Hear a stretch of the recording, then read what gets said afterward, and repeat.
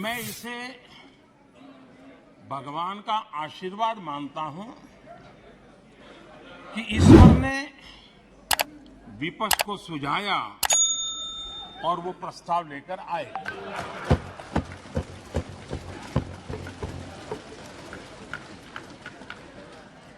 दो 2018 में भी ये ईश्वर का ही आदेश था जब विपक्ष के मेरे साथी अविश्वास प्रस्ताव लेकर के आए थे। उस समय भी मैंने कहा था कि अविश्वास प्रस्ताव हमारी सरकार का फ्लोर टेस्ट नहीं है। मैंने उस दिन कहा था, बल्कि ये उन्हीं का फ्लोर टेस्ट है। ये मैंने उस दिन भी कहा और हुआ भी वही। जब मतदान हुआ तो विपक्ष के पास जितने वोट थे उतने वोट भी वो जमा नहीं कर पाए थे।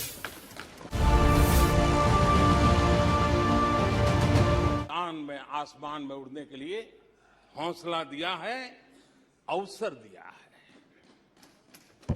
हमने दुनिया में भारत की बिगड़ी हुई साख उसको भी संभाला है और उसे फिर एक बार नई ऊंचाइयों पर ले गए। अभी भी कुछ लोग कोशिश कर रहे हैं कि दुनिया में हमारी साख को दाग लग जाए, लेकिन दुनिया अब देश को जान चुकी है। दुनिया के भविष्य में भारत किस प्रकार से योगदान दे सकता है, ये विश्व का विश्वास बढ़ता चला जा रहा है।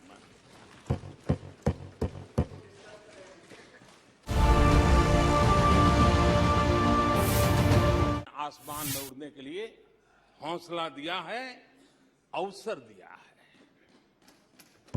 हमने दुनिया में भारत की बिगड़ी हुई साख उसको भी संभाला है और उसे फिर एक बार नई ऊंचाइयों पर ले गए। अभी भी कुछ लोग कोशिश कर रहे हैं कि दुनिया में हमारी साख को दाग लग जाए, लेकिन दुनिया अब देश को जान चुकी है। दुनिया के भविष्य में भारत किस प्रकार से योगदान दे सकता है, ये विश्व का विश्वास बढ़ता चला जा रहा है। कि विपक्ष के लोगों को एक सीक्रेट वरदान मिला हुआ है। हाँ,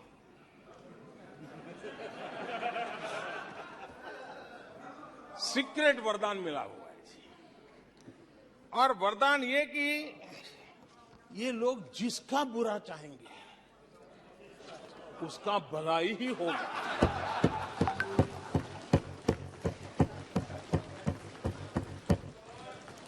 एक उदाहरण तो आप देखिए, मौजूद है।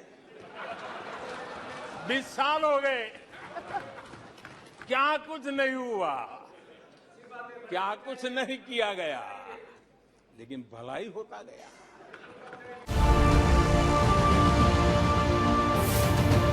वो कहते बिना कुछ किए तीसरे पहुंच जाएंगे। और कांग्रेस की माने अगर सब कुछ अपने आप ही हो जाने वाला है, इसका मतलब है कांग्रेस के पास न नीति है, न नीयत है, न विजन है, न वैश्विक अर्थव्यवस्था की समझ है और न ही भारत के अर्थ जगत के ताकत का पता है। और इसलिए सोए सोए सब हो जाएगा कि कांग्रेस के शासन में भारत गरीबी और गरीबी को बढ़ाता गया। 1991 में देश कंगाल होने की स्थिति में था। कांग्रेस के शासनकाल में अर्थव्यवस्था दुनिया के क्रम में 10, 11, 12 इसके बीच में झोले खाती थी, झूलती रही थी। लेकिन 2014 के बाद भारत ने टॉप 5 में अपनी जगह बना ली है।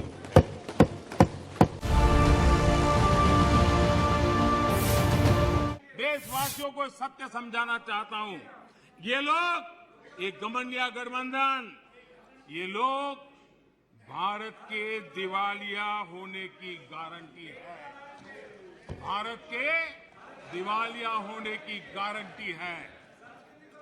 ये इकोनॉमी को डुबाने की, ये इकोनॉमी को डुबाने की, ये डबल डिजिट महंगाई की, ये डबल डिजिट महंगाई की, ये पॉलिसी पैरालिसिस की, ये पॉलिसी पैरालिसिस की, ये अस्थिरता की, ये अस्थिरता की, ये करप्शन की, ये करप्शन की, ये तुष्टीकरण की, ये तुष्टीकरण की, ये परिवारवाद की, ये परिवारवाद की, ये भारी बेरोजगारी की, ये भारी बेरोजगारी की, ये आतंक और हिंसा की, ये आतंक और हिंसा की, ये भारत को 2 शताब्दी पीछे पहुंचाने की गारंटी है।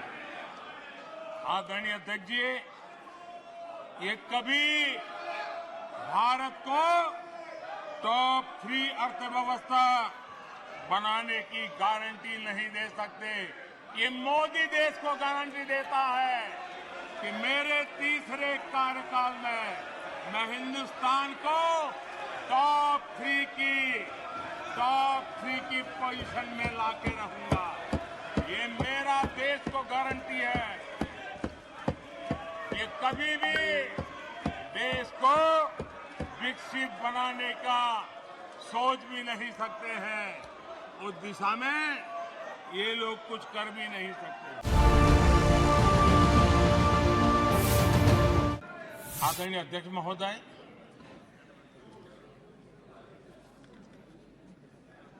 कल वैसे विस्तार से अमित भाई ने बताया है। मणिपुर में अदालत का एक फैसला आया। अब अदालतों में क्या हो रहा है वो हम जानते हैं। और उसके पक्ष विपक्ष में जो परिस्थितियां बनी, हिंसा का दौर शुरू हो गया और उसमें बहुत परिवारों को मुश्किल हुई। अनेकों ने अपने स्वजन भी खोए। महिलाओं के साथ गंभीर अपराध हुआ और ये अपराध अक्षम्य है और दोषियों को कड़ी से कड़ी सजा दिलवाने के लिए केंद्र सरकार, राज्य सरकार मिलकर के भरपूर प्रयास कर रही है।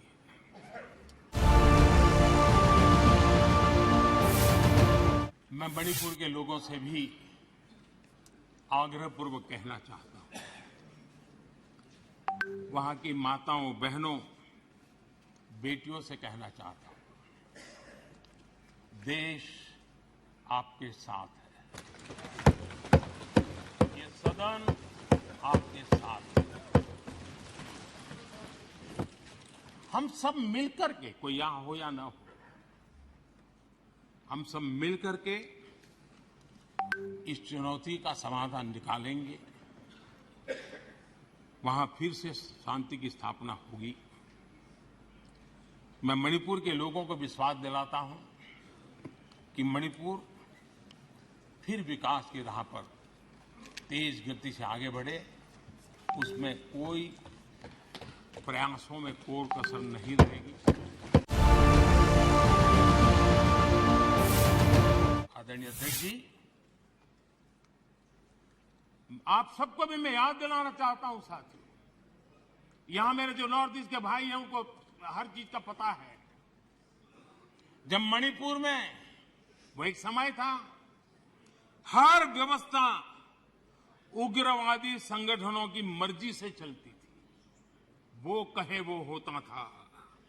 और उस समय सरकार की स्थिति थी मणिपुर में, किसकी सरकार थी? जब सरकारी दफ्तरों में महात्मा गांधी की फोटो नहीं लगाने दी जाती थी, तब सरकार किसकी थी?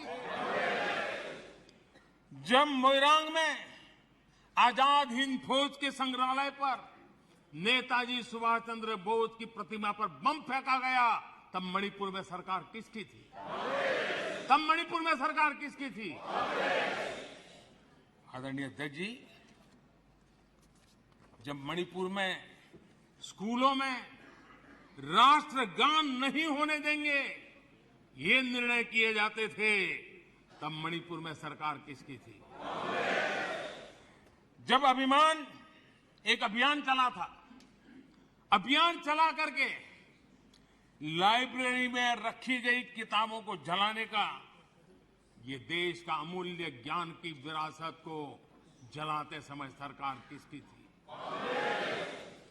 जब मणिपुर में मंदिर की घंटी शाम को 4 बजे बंद हो जाती थी, ताले लग जाते थे, पूजा अर्चन करना बड़ा मुश्किल हो जाता था, सेना का पहरा लगाना पड़ता था, तब मणिपुर में सरकार किसकी थी?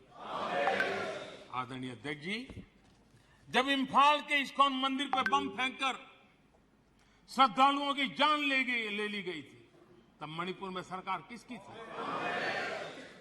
जब अफसर, हाल देखिए, आईएएस, आईपीएस अफसर, उनको अगर वहां पर काम करना है तो उनके तनख्वाह का एक हिस्सा उनको इन उग्रवादी लोगों को देना पड़ता था, तब जाकर के वो रह पाते थे, तब सरकार किसकी थी?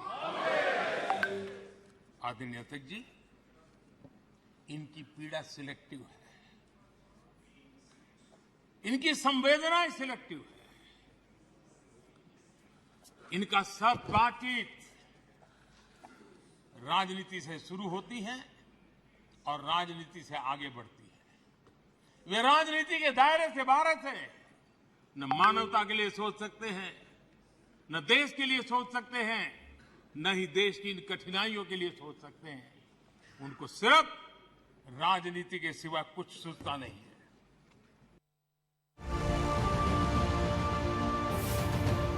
इनको भारत के सामर्थ्य पर विश्वास नहीं है, इनको भारत के लोगों पर विश्वास नहीं है। लेकिन इस सदन को मैं बताना चाहता हूं, इस देश का भी, भारत के लोगों का कांग्रेस के प्रति नो कॉन्फिडेंस का भाव बहुत गहरा है। कांग्रेस के प्रति नो कॉन्फिडेंस का भाव बहुत गहरा है भारत के लोगों में। भारत के लोगों का कांग्रेस के प्रति नो कॉन्फिडेंस का भाव बहुत गहरा है। कांग्रेस के प्रति नो कॉन्फिडेंस का भाव बहुत गहरा है भारत के लोगों में।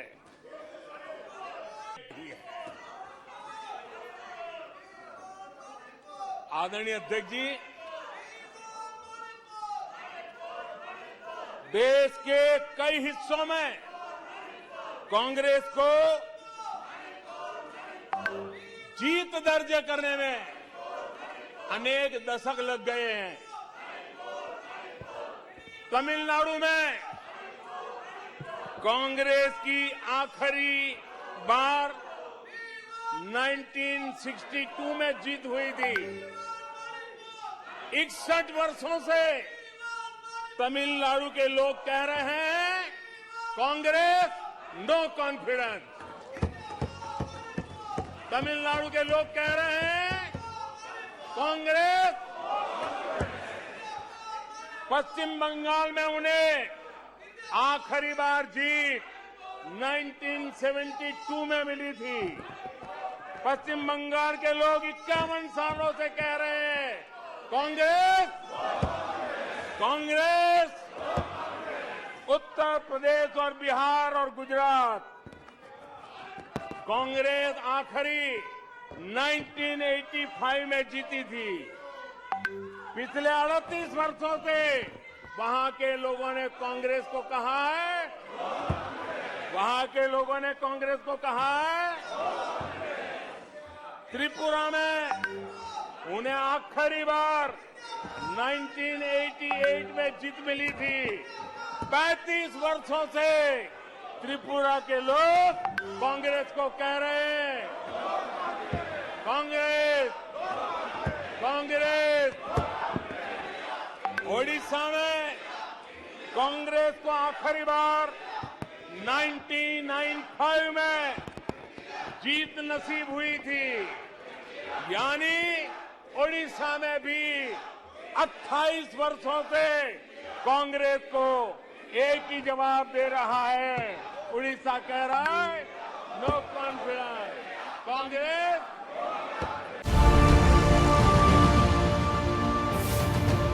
और इस अविश्वास प्रस्ताव पर भी आपने कैसी चर्चा की?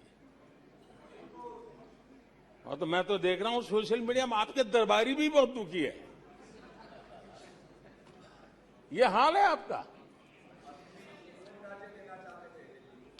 और अध्यक्ष जी देखिए, मजा इस डिबेट का कि फील्डिंग विपक्ष ने ऑर्गेनाइज की, लेकिन चौके छक्के यहीं से लगे।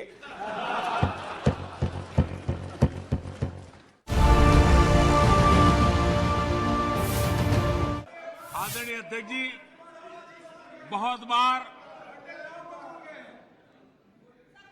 कुछ बुरा बोलने के इरादे से भी जब कोशिश होती है तो कुछ न कुछ सच भी निकल जाता है। और सच में ऐसे अनुभव हम सबको है, कभी कभी सच निकल जाता है। लंका हनुमान ने नहीं जलाई, लंका हनुमान ने नहीं जलाई, उनके घमंड ने जलाई। और ये बिल्कुल सच है। आप देखिए, जनता जनार्दन भी भगवान राम के रूप की है, जनता जनार्दन भी भगवान राम के रूप की है। और इसलिए 400 से 40 हो गए। हनुमान ने लंका नहीं जलाई, घमंड ने जलाई, और इसलिए 440 हो गए, 400 से 40 हो गए। HAL ने अपना highest ever highest revenue register किया है। इनके जी भर करके गंभीर आरोप के बावजूद भी वहां के कामदारों को, वहां के कर्मचारियों को उकसाने की भरपूर कोशिश के बावजूद भी आज HAL देश की आन बान शान बन के उठ रहा है।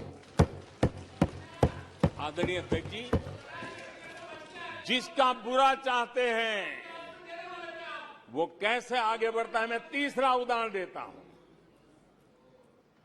आप जानते हैं LIC के लिए क्या क्या कहा गया था? LIC बर्बाद हो गई, गरीबों के पैसे डूब रहे हैं, गरीब कहां जाएगा, बेचारे ने बड़ी मेहनत से LIC में पैसा डाला है। क्या कहें, जितनी उनकी कल्पना शक्ति थी, जितने उनके दरबारियों ने कागज पकड़ा दिए थे, सारे बोल लेते थे, वो सारे बोल लेते थे।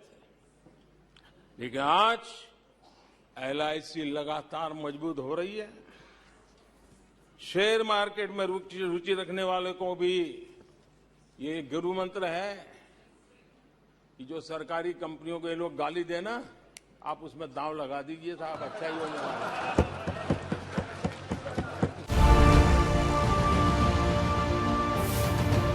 इस अविश्वास प्रस्ताव में कुछ चीजें तो ऐसी विचित्र नजर आई जो न पहले कभी सुना है, न देखा है, न कभी कल्पना की है।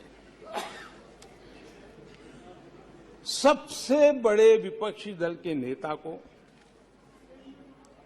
बोलने की सूची में नाम ही नहीं था।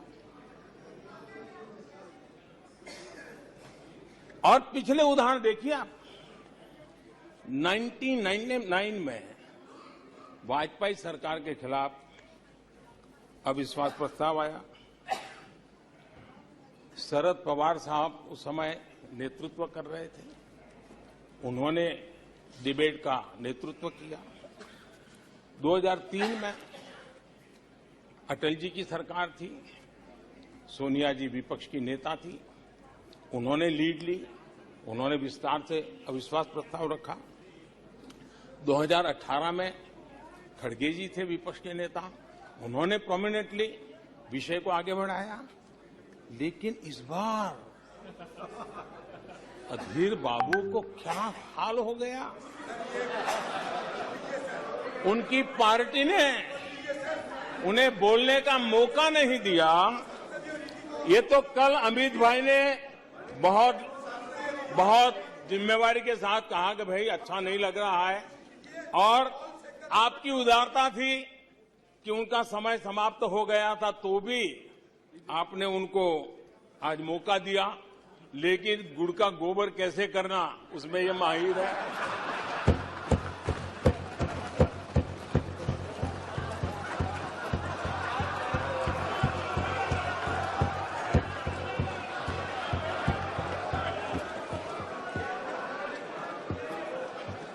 मैं नहीं जानता हूं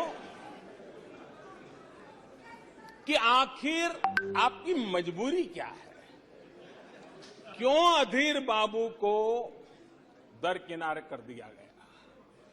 पता नहीं कलकत्ता से कोई फोन आया हो।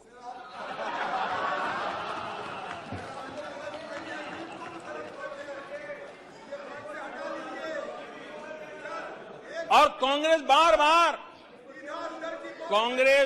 बार उनका अपमान करती है। कभी चुनावों के नाम पर उन्हें अस्थायी रूप से फ्लोर लीडर से हटा देते हैं। बिट्टू जी,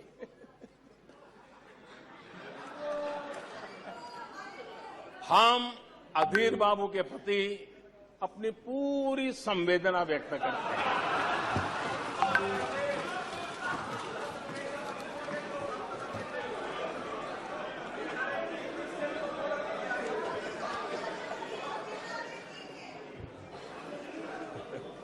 सूरज जी जरा जोर से हंस लीजिए।